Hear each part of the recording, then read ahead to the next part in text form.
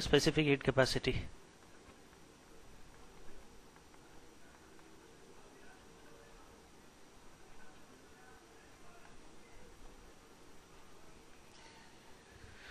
For this first example that I am taking is water. You take 1 gram of water, and whatever its temperature is initially, suppose it is 10 degrees Celsius, you raise its temperature by 1 degree Celsius. So you have supplied so much amount of heat energy to water so that 1 gram of the substance, that is unit mass of substance, is taken and its temperature is increased by 1 degrees Celsius. This much, how much ever amount of heat energy is supplied, is known as specific heat capacity of water. I'll take another example. You take 1 gram of copper. That is when you are giving definition of 1 calorie. Okay. Now you take 1 gram of copper, whatever its initial temperature is, you have to raise the temperature by 1 degree Celsius. Now how much ever heat energy is supplied to this piece of copper having mass 1 gram, this much amount of heat energy supplied is known as specific heat capacity of copper. So in short, whatever kind of substance you are taking unit mass, that is 1 gram of that substance. The temperature that is raised is by 1 degree Celsius. How much ever energy is supplied to that substance is the specific heat capacity of that particular substance. Now for water, the amount of heat energy that is supplied is 1 calorie, if I am taking this in terms of calorie. So if I have to increase the temperature of 1 gram of water by 1 degree Celsius, the amount of heat energy supplied is 1 calorie. If I am taking copper, the amount of heat energy supplied to increase the unit mass, that is 1 gram of copper, by 1 degree Celsius is 0.1 calorie. Okay. Now it means which substance is requiring lesser amount of heat energy to raise the same amount of temperature to the same mass of substance? It is copper. Copper is requiring only 0.1 calories, while water is requiring 1 calorie.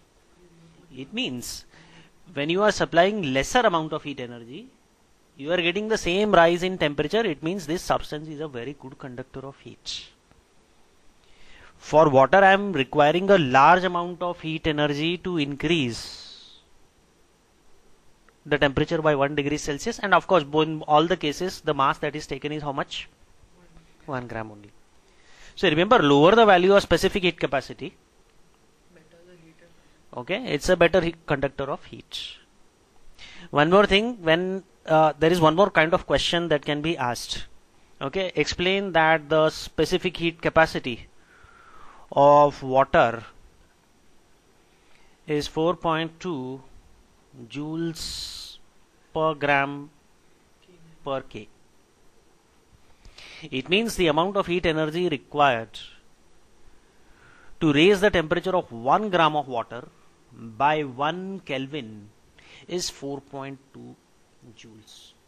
And whenever we are saying specific heat capacity, it is always applicable to unit mass of substance. It can be CGS unit like gram, or it can be MKS unit like kilogram. Okay, so instead of 4.2 joules per gram per K, I can also express this unit as per kg per K. In this case, the value of specific heat capacity will be 4200 joules per kg per K, because you know that 1 kg of water will be equal to 1000 grams of water.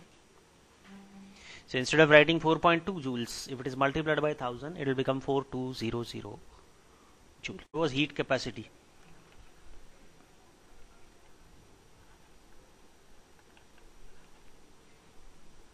Okay. Now in specific heat capacity, what had we done? We had taken here unit mass of substance, temperature increase was by 1 degree Celsius. In case of heat capacity, we are not taking unit mass of substance. We are taking any amount of substance. It can be 100 grams, 200 grams, 500 grams, whatever is the mass of the substance. That substance, its temperature increase should be by 1 degree Celsius. So any amount of substance, its temperature increases by 1 degree Celsius, that much amount of heat energy that is supplied to it is known as the heat capacity. So that's the difference between heat capacity and specific heat capacity.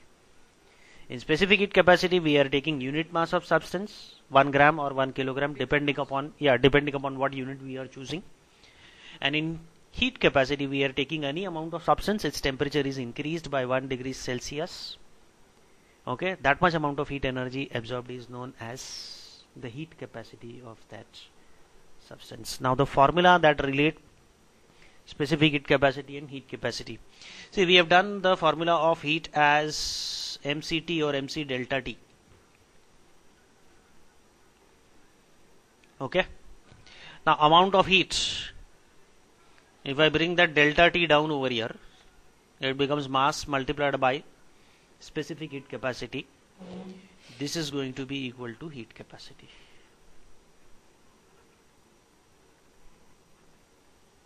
This is the formula that relates specific heat capacity and heat capacity. Delta T is change in temperature.